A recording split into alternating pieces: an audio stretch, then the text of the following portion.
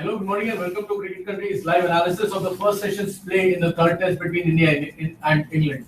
What we had was an ordinary batting display by England after getting a very good start and winning the toss. England were left struggling at 92 for 4 at lunch, and India were the field which India was the team which would have felt very happy with the way things went on in the first session's play. I'm Devanshan Verma here from cricketcountry.com, and with me here is my colleague Swajit, and we are going to discuss about how the session went in India's favor.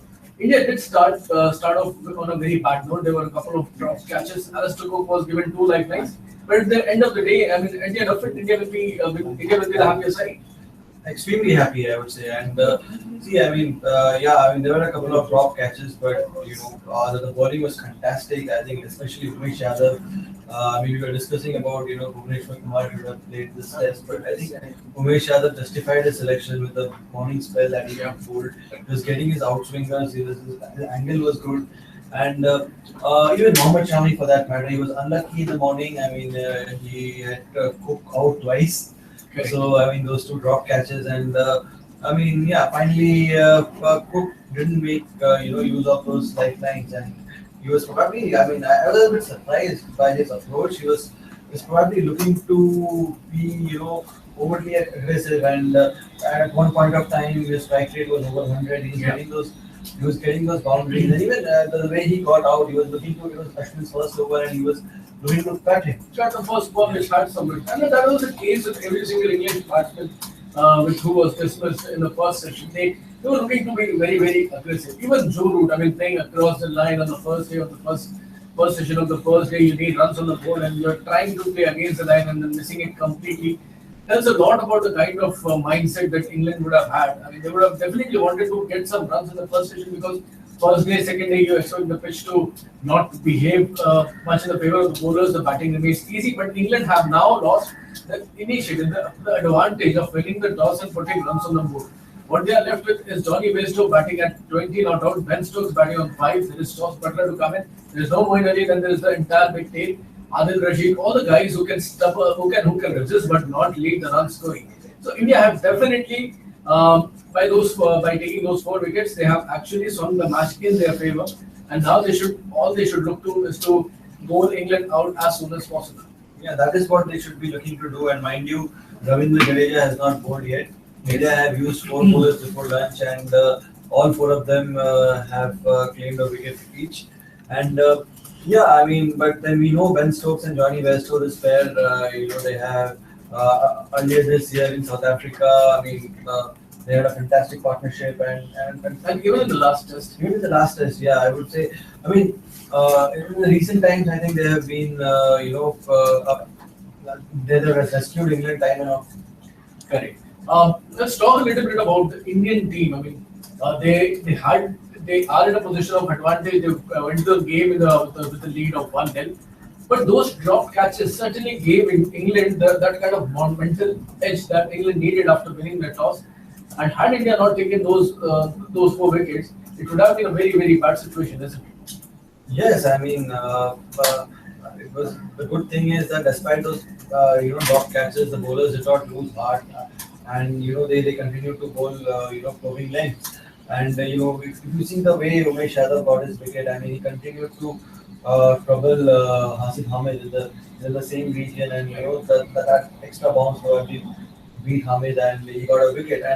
And coming to the drop catches, I think over the last few years the quality of slip catching has gone down, all over the world. And if you see Jadeja is one of India's best fielders. Once again, dropped Cook. It brought back those haunting memories of Southampton.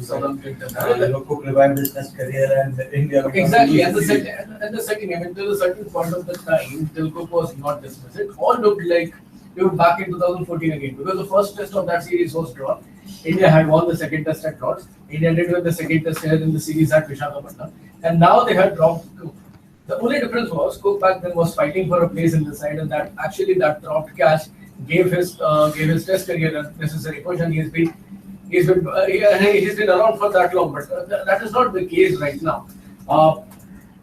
Talking about England, they still have a lot of decent amount of batting left.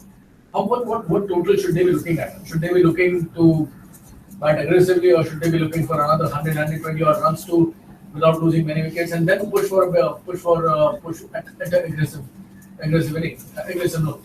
Oh, I think they will try and put on as many runs as possible. They'll still eye something around 400. It will be a daunting task for them because they've lost four of their top batsmen, and but mind you, England have a pretty long tail, and Gareth batting is playing this test.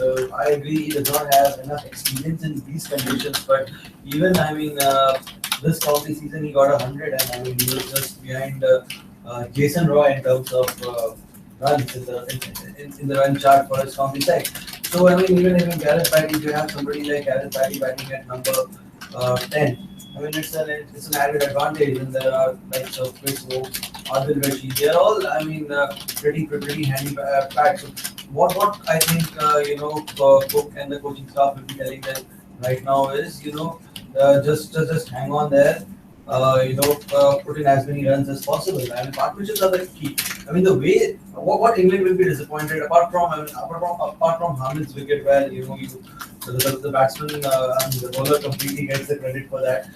The other three wickets, I would say, England for being over aggressive. Cook had no business cutting that ball. Joe Root, he made a good start. He was again batting at a strike rate of over 100. I think he was just trying to make a statement, and he lost his wicket. Moeen Ali, Shami has bowled so well. It was a stroke of the lunch. You don't play that a full shot and lose a wicket like that. Okay. So this is all we have for right now. England are struggling at 92 for 4. Another couple of wickets will actually put them in a very, very dangerous position. But for now, they can actually rely on Ben Stokes and Johnny Bairstow to bail them out of trouble. From the Indian perspective, they need to keep taking a lot of wickets, not allow England to put up a strong first innings total. And if India are able to do that, then India firmly have this game in control as well. This is all we have for right now. Keep following cricketcountry.com. We have the live blogs up and running in English as well as Hindi language. Thank you for tuning in. We'll be back after the end of the second session's play on the first day. Thank you.